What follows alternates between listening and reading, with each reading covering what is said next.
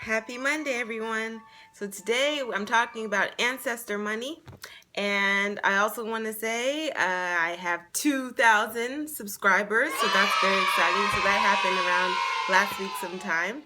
So that's a very cool little thing. I remember when I only had about 30 subscribers, and I was thinking to myself, wow, I got 30 subscribers. So it's pretty cool to see how it's grown, and it's just through consistency and me enjoying doing this. So thank you everyone to who has subscribed. Tell your friends, tell more. There's so much more that I have to say, and I'd love to share it with everyone. So let's move on to ancestor money. This is a very interesting topic to me because I had been getting these weird messages lately from different people, all pointing me to other YouTubers or other spiritual leaders or spiritual teachers. And so, I'll research them, I'll see what's going on and see what they're about. And if they intrigue me, they do. If they don't, they don't. Rarely they intrigue me just because I feel like the spiritual path is personal.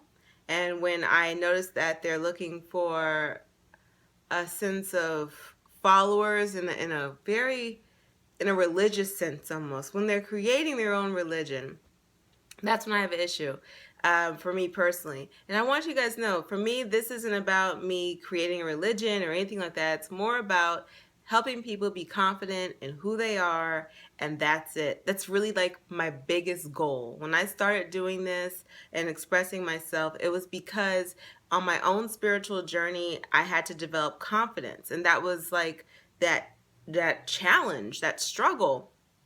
And once I figured out how to develop the confidence and I felt really good in who I was, and that meant confidence in doing anything. And that's why this the main topic of the video is actually going to be very helpful.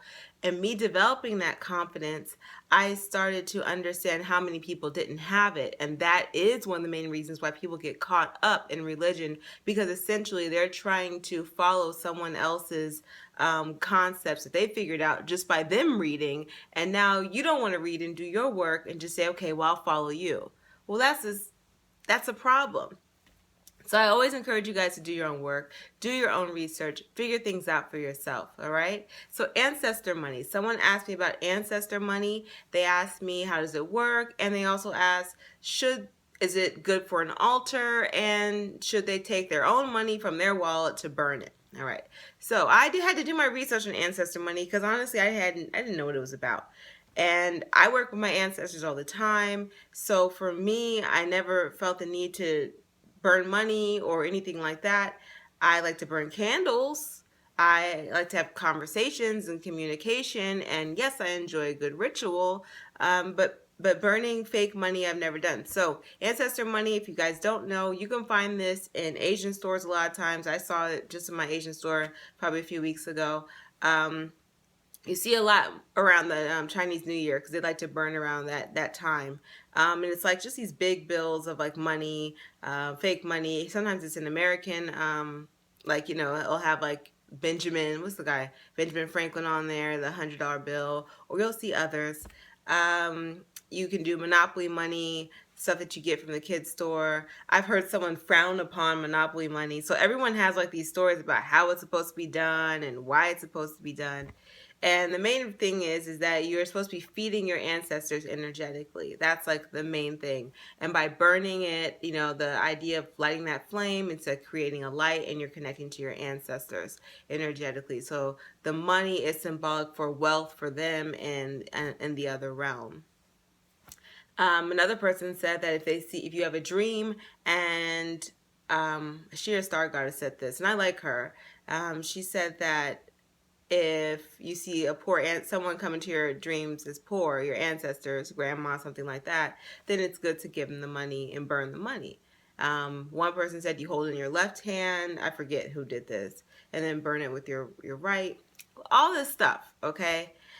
Is it good for your altar? Well, I'm gonna tell you how I was raised. One of my aunts, who happens to be not necessarily spiritual or anything like that, but she's always had a very in tune to spiritual things without her even trying, and also ancestral things. She always had very good stories to talk about, those aunts and uncles that you don't know, those people that you only heard about. She always has the best stories. But one other thing I noticed about her is that she always has money laying around the house.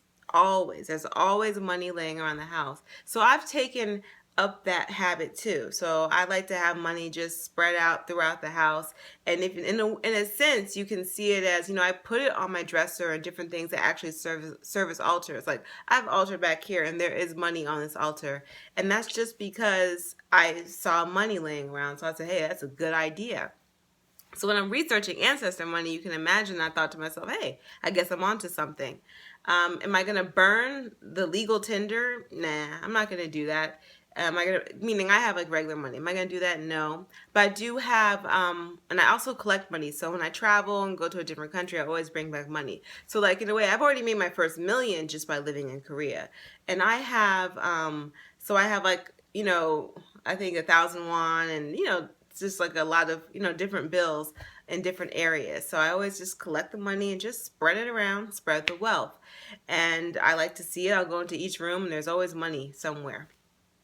Now, does that fuel my relationship with my ancestors? Maybe. And that's the other thing. It doesn't have to be burned. I know one person said, just leave it on your altar. So you can do that. I would not burn I wouldn't burn legal money. I guess it just doesn't inspire me. It doesn't move me. Burning fake money doesn't move me either, so it's probably not something I'm gonna do. But if it moves you to do it, if it's like, yes, something about this feels mystical and wonderful, I have like chills, I feel tingles up my spine, then burn the money. Do it. Get the fake money. I really don't think it matters. When someone's telling you that it matters, then they're programming your own magical power. Your magical power is up to you and what you decide to do and what you're powerful in doing. My connection with my ancestors is very strong. When I have dreams, my ancestors look wonderful and opulent. I think I've only had one where that didn't happen, and it was like intuitively I made a connection with them and did a nice little ritual that had nothing to do with money, but just connecting to what they were connected to. My ancestors all like different things. Sometimes it's the color that really fuels the relationship. Sometimes it's just me talking about them with other people. I find the more and more I talk about one particular aunt, just to random people, the more she shows up in my dreams, the more information she gives me, the more empowerment she gives me. So for her, she just wants her name to be called. So that's great, Aunt Minnie, if you're wondering. So she wants her name to be called. She wants her energy out there. Ancestor money is a wonderful tool if it inspires you, if it moves you. It is a useless tool if it doesn't. Let's just leave it as that. And the whole point is as you make that connection, your ancestors will help you out. And most of the times if you're burning money or you're connecting money, you're pretty much saying, ancestors, hook me up with some money. And I think it can be a very useful tool as long as it gets you going. If you feel juicier in your coochie, erect in your penis, and just the whole idea gets you excited, then guess what? Get that money, burn the money, do it in the best way that you want. And if it doesn't do any of those things for you, do something else. Do what inspires you. Everyone is magical in their own way.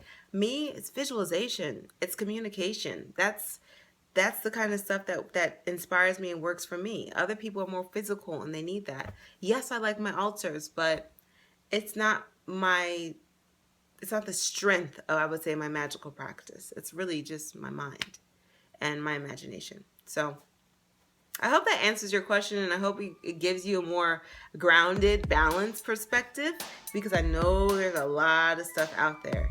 All right, so happy Monday, everyone. Hallelujah, holla magic. Oh, I love that.